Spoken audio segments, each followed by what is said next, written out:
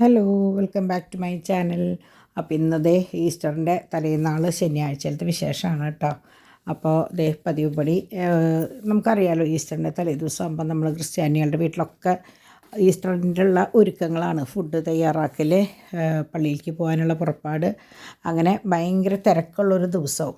എനിക്കും അതുപോലെ നല്ല തിരക്കുള്ള ദിവസമായിരുന്നു. പക്ഷെ അതിൻ്റെ ഇടയിൽ എങ്ങനെയാണെന്ന് വെച്ചാൽ രാത്രിയിൽ ഒരു പെട്ടെന്ന് മറ്റേ സ്വിച്ച് ബോർഡിൻ്റെ ഉള്ളിൽ നിന്ന് മറ്റേ മെയിൻ ബോർഡിൻ്റെ ഉള്ളിൽ നിന്ന് വയറ് കരിയലും ഭയങ്കര പ്രശ്നമായിട്ട് ഒരു 2 മണിക്കൂറോളം ഞങ്ങൾ ഇരുട്ടിലായിരുന്നു. അപ്പോൾ അത് കഴിഞ്ഞ് പിന്നെ ആൾ വന്ന് ശരിയാക്കിയതിന് ശേഷമാണ്. അപ്പോൾ അതുകൊണ്ട് ഇന്നത്തെ ദിവസം മൊത്തം പിന്നത്തേലെ എല്ലാ പണികളും കഴിഞ്ഞിരിക്കുന്ന സമയത്താണ് അതുണ്ടായത്. അതുകൊണ്ട് പിന്നെ വല്ലാണ്ട് ബാധിച്ചില്ല. കുട്ടികൾക്ക് ആ ചൂടിൻ്റെ ഒരു പ്രശ്നം മാത്രമേ ഉള്ളൂ.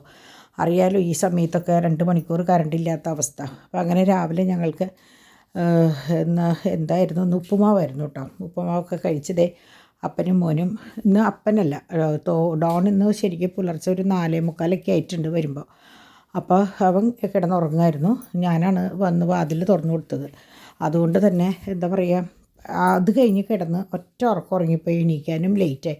അങ്ങനെ ഇന്ന് അപ്പാപ്പനാണ് മോനെ കൊണ്ടുവന്നാക്കിയത് കേട്ടോ. അപ്പം അങ്ങനെ അപ്പാപ്പനും മോനും പോയതിന് ശേഷം ഡാഡിയും പുറത്ത് പോയി. ഡോണും പിന്നെ എണീറ്റ് പോയിട്ടോ.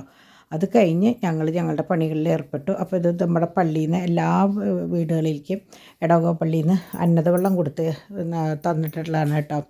അപ്പോൾ നമുക്ക് അന്നദവെള്ളത്തിൻ്റെ ആവശ്യം വരുമ്പോൾ അച്ഛൻ കുപ്പി അടക്കമാണ് തന്നേക്കണത്. അപ്പോൾ ആ കുപ്പിക്ക് വേണ്ടി അന്വേഷിക്കാനോ ഓടാനോ ഒന്നും നിൽക്കണ്ട. അപ്പോൾ അതേ നിങ്ങൾ പതിവുമ്പടി എപ്പോഴും പറയില്ലേ, ചാക്കോച്ചനെ കാണിക്കണം രാവിലെ എന്നതേ ചാക്കോച്ചൻ ഹാജരായിട്ടുണ്ട്. അപ്പോൾ ഞാൻ ആദ്യം പോർക്ക് വെച്ചപ്പോൾ ആദ്യം ഡിവൈനാണ് കിച്ചണിലേക്ക് കടന്നത് കേട്ടോ. കിച്ചൺ കയറിയിട്ട് ഡിവൈൻ കയറിയിട്ട് ആദ്യം ഫിഷ് കറി, പാലൊഴിച്ച തൃശ്ശൂർക്കാരുടെ മാങ്ങയുള്ള മീൻകറി, മാങ്ങിയിട്ടിട്ടുള്ള മീൻകറി വെച്ച് അത് മാറ്റിയതിന് ശേഷം കുട്ടിയെയും കൊണ്ട് മുകളിൽ ഞാൻ വിട്ടതിന് ശേഷമാണ് ഞാൻ ബാക്കി കാര്യങ്ങൾക്ക് നിന്നത്. അപ്പോൾ ഞാൻ വേഗം പോർക്ക് വെച്ചു, ബീഫ് റോസ്റ്റ് ചെയ്തു.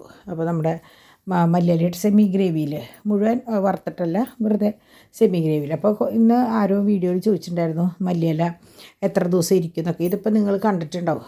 കഴിഞ്ഞ ബുധനാഴ്ചയോ വ്യാഴാഴ്ചയോ ആണ് കൊണ്ടുവന്നത്. ഇപ്പോഴും ഫ്രഷ് ആയിട്ടിരിക്കണം. ഇന്നിപ്പോൾ ശനിയാഴ്ച. ഇത്ര ചൂടായാൽ പോലും നമ്മളിങ്ങനെയാണെന്ന് വെച്ചാൽ അത് ക്ലീൻ ചെയ്ത്, ഞാനിങ്ങനെയാണെന്ന് വെച്ചാൽ എടുക്കണ നേരത്തിന് കേട്ടോ ഒന്ന് കയ്യിൽ ഇത് നനച്ചിട്ട് നമ്മൾ ഫ്രിഡ്ജിൽ സൂക്ഷിക്കാൻ നിന്ന് കഴിഞ്ഞാൽ പെട്ടെന്ന് കേടായിപ്പോവും. അപ്പോൾ ഞാൻ ഇത് കഴിഞ്ഞിട്ട് ഞാൻ പതുക്കെ നമ്മുടെ കട്ട്ലേറ്റിലേക്കുള്ള പരിപാടി, ഇപ്പോൾ പോർക്കും ബീഫും കഴിഞ്ഞപ്പോൾ ഞാൻ കട്ട്ലേറ്റിലേക്ക് എടുത്തു. അപ്പോൾ കട്ട്ലേറ്റിലേക്കുള്ളതൊക്കെ ഡിവൈൻ എനിക്ക് അടിച്ച് വെച്ച് തന്നിട്ടുണ്ടായിരുന്നു. ഇറച്ചിയൊക്കെ വേവിച്ച് ഞങ്ങൾ മാറ്റി വെച്ചിട്ടുണ്ടായിരുന്നു. അപ്പോൾ അത് അടിച്ച് തന്നിട്ടുണ്ടായിരുന്നു. അപ്പോൾ അപ്പോഴേക്ക് ഉച്ചയിലത്തെ ഊണിൻ്റെ സമയം. അപ്പോൾ ഡാഡി വന്നപ്പോൾ ഇന്നലത്തെ കറി സാധനങ്ങളും ഞാൻ ഇന്നലെ പറഞ്ഞില്ലേ, 5 പേർക്ക് ശരിക്കും കഴിക്കാനുള്ള ഫുഡ് ഉണ്ടായിരുന്നു കേട്ടോ. അപ്പോൾ അത് കറികൾ കൂട്ടിയിട്ടാണ് ഞാനും ഡാഡിയും ഉച്ചയ്ക്ക് കഴിച്ചത്. ഡിവൈൻ പിന്നെ ഉച്ചയ്ക്ക് ഊണ് കഴിച്ചില്ല, ബ്രെഡ് എന്തോ കഴിച്ചിട്ടാണ് നിന്നത് കേട്ടോ. ഭക്ഷണം അങ്ങനെ വളരെ കുറവാണ് ഡിവൈൻ. അങ്ങനെ ഞാൻ കട്ട്ലേറ്റിലേക്കുള്ള പരിപാടി. അപ്പോൾ അതിൻ്റെ ഇടയിൽ കണ്ടത് നമ്മളുടെ പരിപ്പ് വടയ്ക്ക് ഞാൻ എടുത്തു വെച്ചത്. ഞാൻ കുപ്പി ഒതുക്കിയപ്പോൾ കടലപ്പരിപ്പ് അങ്ങനെ കുറച്ചിരിക്കുന്നു. ഇനിയിപ്പോൾ അത് ഇരുന്ന് കഴിഞ്ഞാൽ കേടായി പോവുകയും ചെയ്തിട്ട് ഞാൻ വേഗം അത് കുതിരയിട്ട് അരച്ച് വെച്ചിട്ടുണ്ടായിരുന്നു.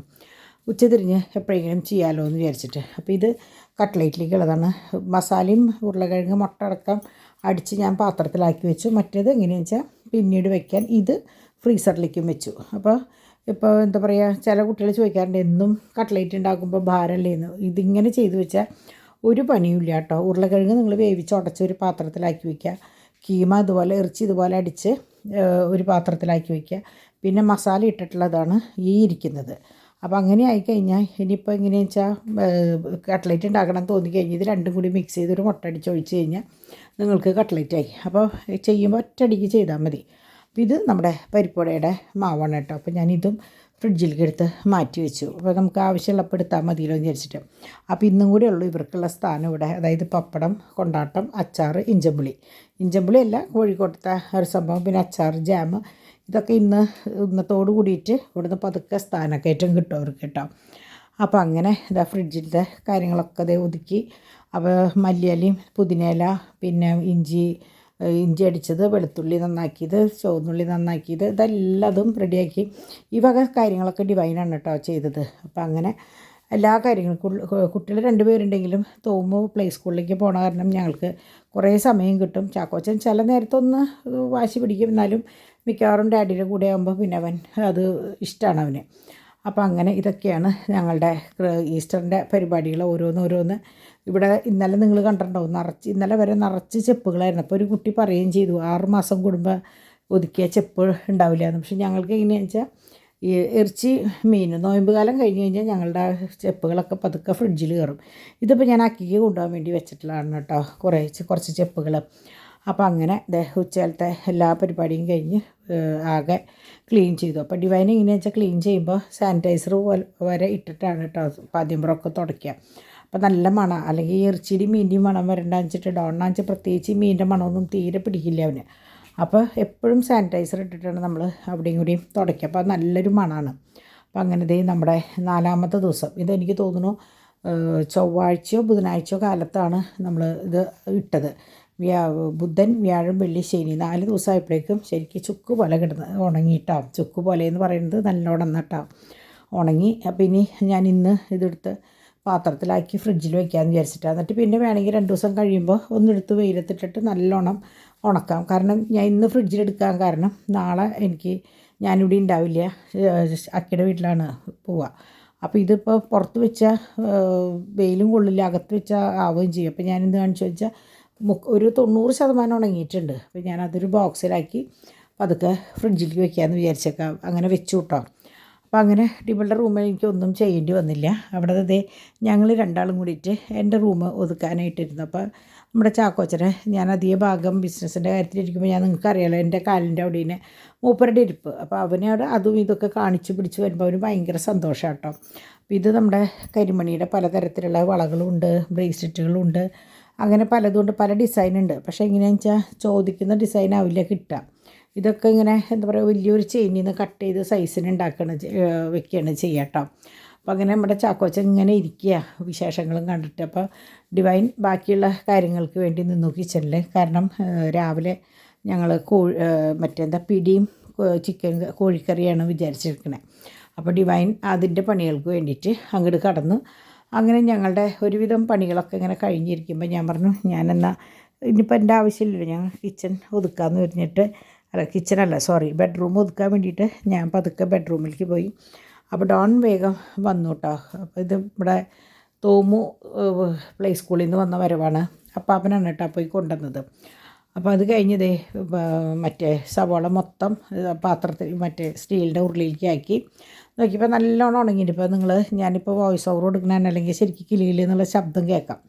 അപ്പോൾ ഈ സ്റ്റീൽ പാത്രം ചൂടായി കിടക്കല്ലേ, അപ്പോൾ അതിലിട്ടു. അപ്പോൾ ഉച്ചതിരിഞ്ഞതേ ചായ വെച്ചപ്പോഴേക്കും ഡോൺ വന്നു കേട്ടോ. ഡോണിൽ നിന്ന് ഞാൻ പറഞ്ഞില്ലേ മലയാറ്റൂർ പോയി വന്നതിൻ്റെ ഒരു ക്ഷീണമുണ്ട് നല്ലോണം. അപ്പോൾ അത് കഴിഞ്ഞപ്പോൾ നേരത്തോടെ വന്നു. അപ്പോൾ നമ്മുടെ ചാക്കോച്ചൻ കളിക്കുകയാണ്. അപ്പോൾ പാച്ചൂട്ടൻ സുഖമായിട്ടിരിക്കണു. പാച്ചൂട്ടൻ ഇങ്ങനെ എന്താ പറയുക, അപ്പൻ്റെ അമ്മയുടെയോ ആരോമലായിട്ട് ഇങ്ങനെ നിൽക്കുന്നുണ്ട്. അപ്പോൾ അവർ വൈകിട്ട് പള്ളിയിലേക്ക് പോണ ഫോട്ടോയും കാര്യങ്ങളൊക്കെ അയച്ചിട്ടുണ്ടായിരുന്നു കേട്ടോ. അപ്പോൾ അങ്ങനെ ചാക്കോച്ചൻ ഇങ്ങനെ കളിച്ചുകൊണ്ടിരിക്കുകയാണ്. അപ്പോൾ ഞാൻ വിചാരിച്ചു ഫ്രഷായിട്ട് നാളികേരം ചിരകി ഡിവൈൻ പാല് പിഴിയാൻ വേണ്ടിയിട്ട്. അപ്പം ഞാൻ അതിൽ നിന്ന് എനിക്ക് ഫ്രഷായിട്ട് നാളികേരം ചിരകി അപ്പം ഞാൻ ഒന്നെങ്കിൽ അവൽ നനയ്ക്കും, അല്ലെങ്കിൽ മുട്ടച്ചൂടിലുണ്ടാക്കും. എനിക്ക് അങ്ങനെ ഭയങ്കര ഇഷ്ടം.